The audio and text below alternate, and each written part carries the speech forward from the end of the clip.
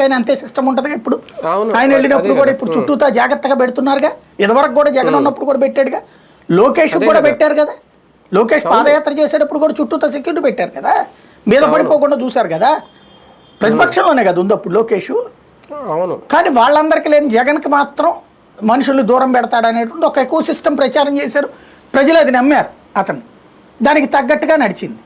ఇప్పుడు సేమ్. కాకపోతే ఇప్పుడు జగన్కి సంబంధించినంత వరకు ఇవాళ నాకు చూశాక అనిపించింది ఏంటంటే, ఇవాళ అతను అసలు బయటకు వస్తారు. ఎందుకంటే అది మిర్చి దగ్గర విపరీతంగా మంట ఉంటుంది మనకి. వాస్తవంగా చెమట్లు కారిపోతూ ఉంటాయి, పైగా గుంటూరు వేడి. అట్లాంటి సిచ్యువేషన్లో మీద పడిపోతూ ఉంటుంటే మనిషి ఎట్లా ఉంటుంది అనేది అది అనుభవించినోడికి తెలుసుద్ది. సంథింగ్ అక్కడ ఒకటి అదేమంటే వీళ్ళు ఏమంటున్నారంటే పర్మిషన్ తీసుకోలేదు అని చెప్తున్నారు. రైట్, కరెక్టే, పర్మిషన్ తీసుకోలేదు. అసలు పర్మిషన్ అడగలేదు.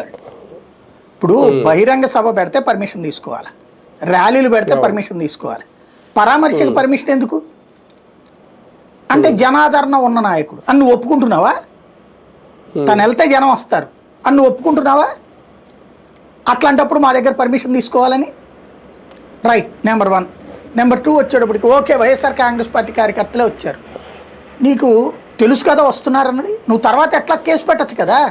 పర్మిషన్ లేకుండా చేశాడు, అదేది ఎన్నికలకు సందర్భంలో చేశాడు, ఇట్లాంటి కేసులు సహజంగా పెడతారు కదా. ఇప్పుడు చంద్రబాబు గారి మీద కేసులు అట్లాంటివే కదా ఉండేది, పర్మిషన్ లేకుండా చేశారని.